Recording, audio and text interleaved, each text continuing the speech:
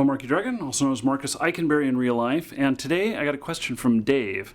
And it's maybe not so much of a question, but basically, here's what he says. He says, "My name is Dave. I just lost my bankroll on poker, and it sucks. I know you've lost loads in your career before. How do you deal with that? Also, do you have any gambling-related stories?" So, you guys have probably seen some videos. If you haven't, just do a search on my channel for like 250,000 or 500,000 for the numbers. And you'll come up with videos of where I took losses of $250,000 in one day and $500,000 that actually was over a greater period of time. And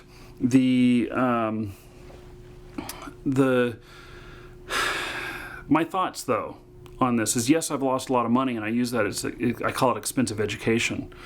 And I'm sure that I'll lose some money again sometime.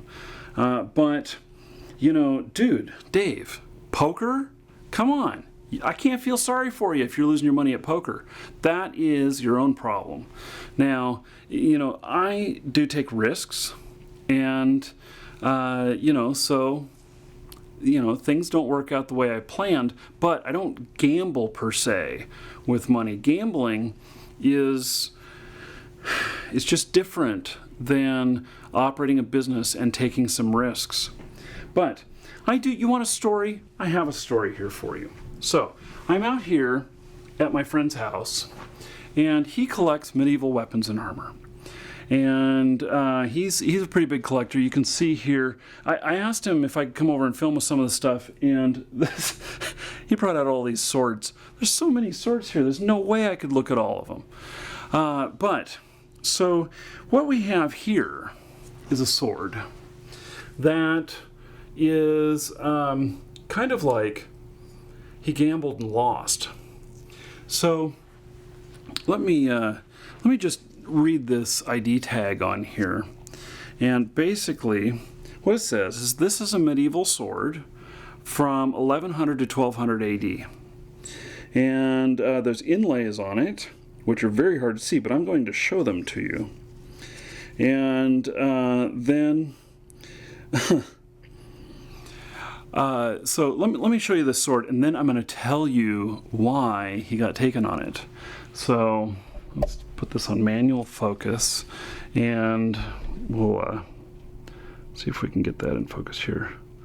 Okay, so this is a boat shape here. Here's your handle, and then let's see, is this the right side? Yes.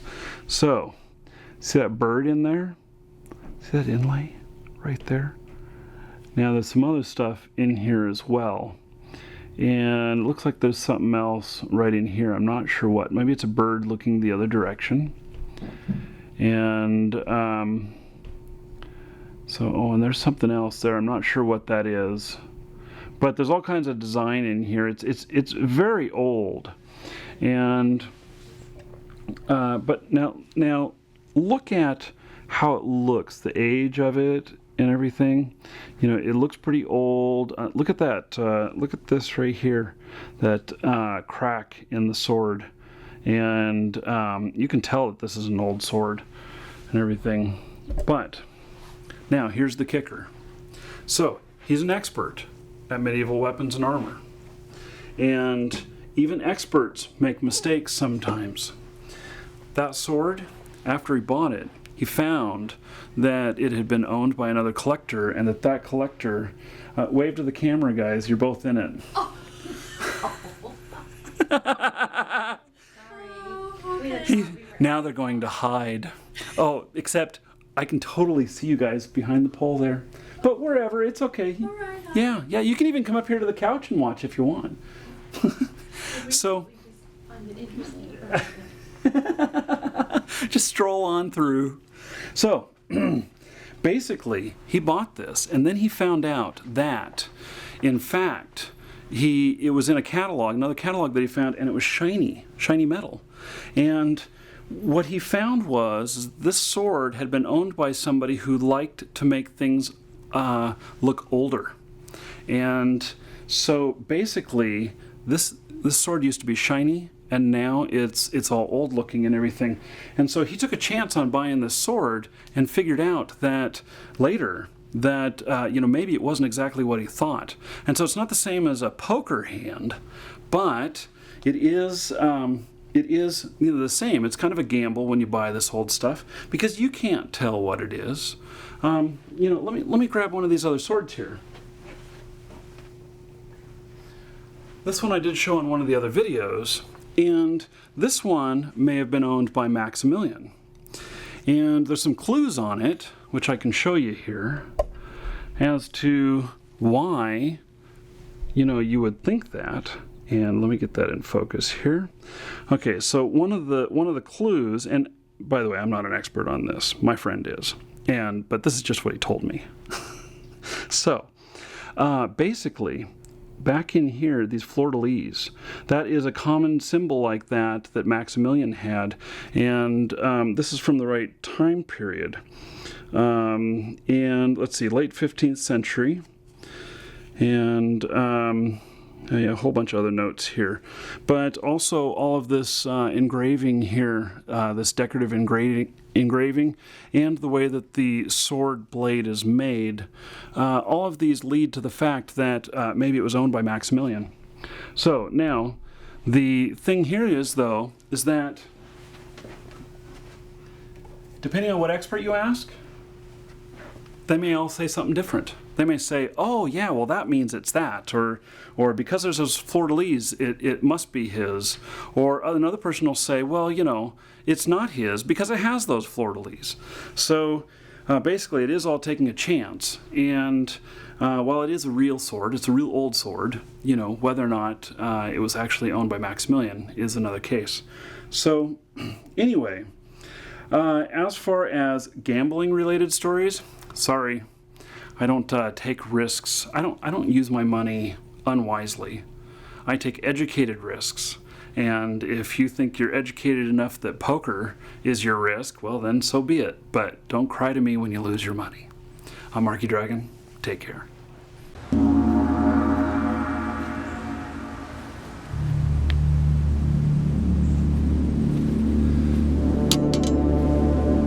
If you made it this far in the video, you may as well subscribe. That's what I want you to do. You obviously liked it well enough to watch it this far. So look at this. This is Frostmourne. This is a Runes of Magic sword.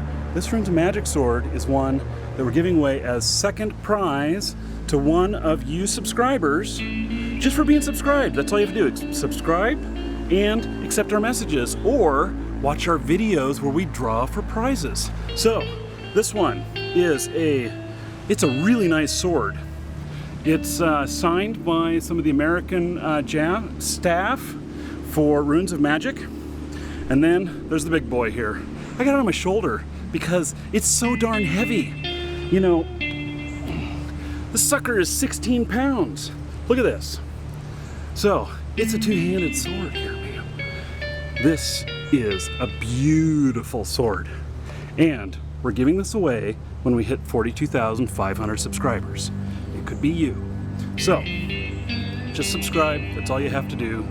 We'll do videos selecting the winners, and we'll send you a message in YouTube as long as you accept it. Just make sure you accept messages from us. To do that, put us on your contact list. And you just add Markee Dragon to your contact list, and then you'll be able to get messages from us, and you'll have 30 days to get back to us when we send you a message. Or if we can't message you, you'll just be on video, and you just gotta watch the video and then contact us.